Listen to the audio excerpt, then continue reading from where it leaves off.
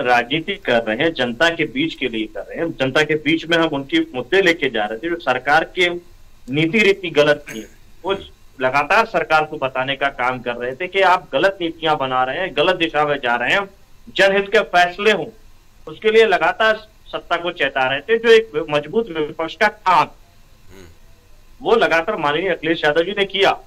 लेकिन सत्ताधारी दल ने क्या किया, जब कन्नौज जा रहे हैं विरोध दर्ज कराने के लिए, लखनऊ जा रहे हैं विरोध दर्ज कराने के लिए, तो उनकी गाड़ियां सीज कर देना, रोक देना, मजबूरी में वो घर से पैदल निकलते हैं, धरने पे बैठना पड़ता है।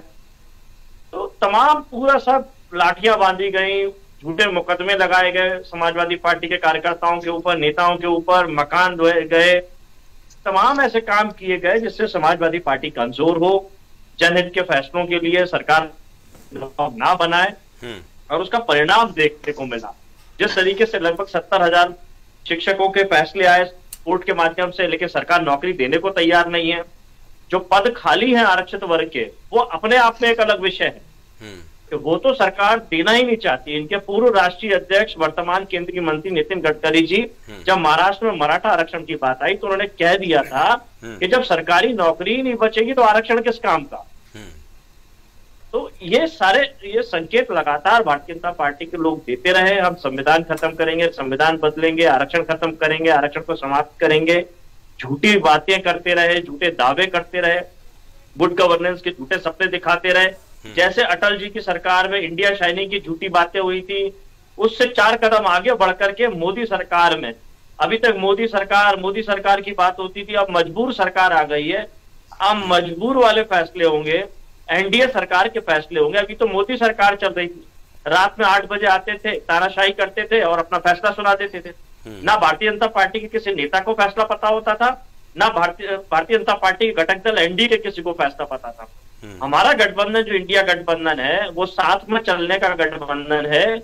आप देखिए परिणाम आए, हमने गठबंधन की बैठक करी, उसके बाद फैसला लिया कि हम किसी तरीके सरकार बनाने नहीं जा रहे हैं, कोई जोड़ तोड़ का काम नहीं करेंगे। हर चीज स्पष्ट थी। लेकिन वही एनडीए गठबंधन की क्या स्थिति थी, जब एनडीए गठबंधन की बात आई तो ओपी राजभर जी को नहीं बुलाया गया जो सपा के अध्यक्ष थे। निषाद समाज की पार्टी संजय निषाद जी को नहीं बुलाया गया। तमाम इनके घटक दल ऐसे थे जो एनडीए की बैठकों में लगातार चुनाव से पहले जाते रहे, लेकिन जब चुनाव के बाद बैठक की गई तो उन सबको दरकिनार कर दिया गया। उसी तरीके से जब सरकार बनाने का फैसला लिया गया, पुरानी संसद भवन में मीटिंग रखी गई तो उन सबको मंच पे स्थान देने में भी भेदभाव किया गया। जयंत चौधरी जी को हमने सामने देखा 2-3 सीटों के पीछे, साथ में बैठालना उचित नहीं था। ओपी राजभर जी को हमने सबसे आखिरी पंक्ति में देखा, निषाद साहब देखने को नहीं मिल रहे थे। और फूल के बुकों का किस्सा तो आपको सब दिख ही रहा है लगातार, किस तरीके से वो गोल गोल घूम रहे थे, वही 2 बुके, वही 2 फूल के गुच्छे लगातार घूम रहे थे। तो ये जनता देख रही है सारी चीजें। और हमारे राष्ट्रीय अध्यक्ष माननीय अखिलेश यादव ने जिस तरीके से अग्निवीर योजना का विरोध किया था कि देश की रक्षा भी संविधान नियुक्ति पे, कॉन्ट्रैक्ट बेसिस पे, ये कच्ची नौकरी देने का जो काम भारतीय जनता पार्टी ने किया है, उत्तर प्रदेश की पुलिस को लगातार चेताते रहे कि आने वाले समय में ये आपको भी कॉन्ट्रैक्ट बेसिस पे ले आएंगे, कच्ची नौकरी पे लाएंगे। और देखिए कल ही एक नोटिफिकेशन जारी हुआ है जो पुलिस को भी कच्ची नौकरी पे लाने वाले हैं, ये कॉन्ट्रैक्ट बेसिस पे लाएंगे, संविधान नियुक्ति पे लाएंगे। पक्की नौकरी ये केवल अपनी स्वयं की चाहती है कि सत्ताधार में बैठे रहें, 40 साल तक बैठे रहें, लेकिन जो नौकरी करने वाले लोग हैं वो केवल कॉन्ट्रैक्ट बेसिस पे रहे, संविधान नियुक्ति पे रहे, सीमित समय के लिए रहे, कच्ची नौकरी के साथ। राजन जी लगातार इनसे सवाल पूछ रहे हैं और आप इनके पास जब जाते हैं तो यही कहते हैं कि जवाब ले लो। जवाब क्या होता है, समाजवादी सरकार में क्या होता था, कांग्रेस की सरकार में क्या होता था, कांग्रेसियों ने क्या किया, समाजवादियों ने क्या किया, लेकिन इनकी सरकार क्या कह रही है उस पर जवाब नहीं। एनसीआरबी के आंकड़ों की बात कर रहे हैं तो ये जवाब नहीं दे पा रहे कि जो अपराध घटित हो रहे हैं और अपराधों में जो चीजें घटित हो रही हैं कि पुलिस अब अपराध करने पे कायम है। मुख्यमंत्री का गृह जिला गोरखपुर, वहां होटल के अंदर पुलिस घुसती है, व्यापारी से पैसा लूटती है और गोली मार देती है। चुनाव आचार संहिता में एक व्यापारी पैसा लेकर के जा रहा होता है, उससे पैसा लूट लेती है पुलिस, और जब वो पैसा वापस मांगता है तो ये धमकी देती है तेरा एनकाउंटर कर देंगे। तो अब जो गुंडागर्दी चल रही है, जो अपराध चल रहे हैं, वो प्रशासनिक व्यवस्था के माध्यम से चल रहे हैं। और उसके मुखिया कौन है? योगी आदित्यनाथ जी। कौन योगी आदित्यनाथ जी? जिनके ऊपर खुद के ऊपर तमाम मुकदमे लगे हुए थे, हत्या की कोशिश, धार्मिक स्थलों का नुकसान पहुंचाना, धार्मिक भावनाओं को हाथ पहुंचाना, इनके उप मुख्यमंत्री जिन पर शराब तस्करी तक के आरोप थे, चंदा चोरी के आरोप थे, वो सब इन्होंने सत्ता में आते ही खुद ही अपने मुकदमे वापस ले लिए और अब अपने आप को बड़ा स्वच्छ बताने की कोशिश कर रहे हैं कि इनसे बड़ा साधु कोई नहीं है, इनसे बड़ा स्वच्छ कोई नहीं है जो अपराध मुक्त प्रदेश बनाने की कोशिश कर रहा है।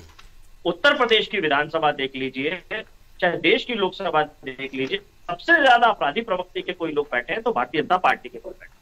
प्रज्ञा ठाकुर कौन थी? जो आतंकवाद की आरोपी थी, जिसपे बम ब्लास्ट के आरोप थे, आरएसएस के स्वयंसेवकों की हत्या के आरोप थे, भारतीय जनता पार्टी के मुख्यमंत्री ने गिरफ्तार किया था। तो आप खुद एक तरफ गिरफ्तार कर रहे हैं और देश की जब रक्षा सौदे की समिति बनाते हैं आप सदन के अंदर, तो उसमें प्रज्ञा ठाकुर को रखते हैं आप। तो ये अपराध मुक्त समाज बनाना चाहते हैं। आपका राष्ट्रीय अध्यक्ष राष्ट्रीय कार्यालय में रक्षा सौदे में दलाली करता है, सुप्रीम कोर्ट से सजा पाता है। आपका जिसको आप गृह मंत्री बनाते हैं वो तड़ीपार रहा होता है, उसको आप राष्ट्रीय अध्यक्ष बना देते हैं। तमाम अपराधों की बड़ी लंबी चौड़ी श्रृंखला है। और अभी ये जो थानों के आंकड़े बता रहे थे, एसडीएम के आंकड़े इनके मुख्यमंत्री बताते हैं, इनके बड़े नेता मोदी जी बताते हैं, जो तमाम आंकड़े जातियों को लेकर के, वो सब झूठे साबित हो चुके हैं। कहीं कोई प्रमाणिक आंकड़ा नहीं है। इनका मन करता है तो ये कहते हैं 70 में से 80 एसडीएम हो गए, मतलब संख्या ही नहीं जानते। मध्य प्रदेश के मुख्यमंत्री उत्तर प्रदेश में जाते हैं, कहते हैं 80 पार करने जा रहे हैं हम, बिहार में हम 40 पार कर देंगे। तो भैया ये गणित तो भारतीय जनता पार्टी के अंदर ही चलता होगा कि जो सीमित संख्या से भी पार हो जाता है जी। तो ये सब चीजें झूठ फैलाना, भ्रम फैलाना, ये केवल भारतीय जनता पार्टी की सरकारों द्वारा संभव है, चेहरे पे चेहरा लगा के संभव है। ये अपने पितृपुरुष की भी बात नहीं मानते। जो पितृपुरुष ये कहते थे कि हम चिमटे से भी ऐसी सरकार को नहीं छुएंगे।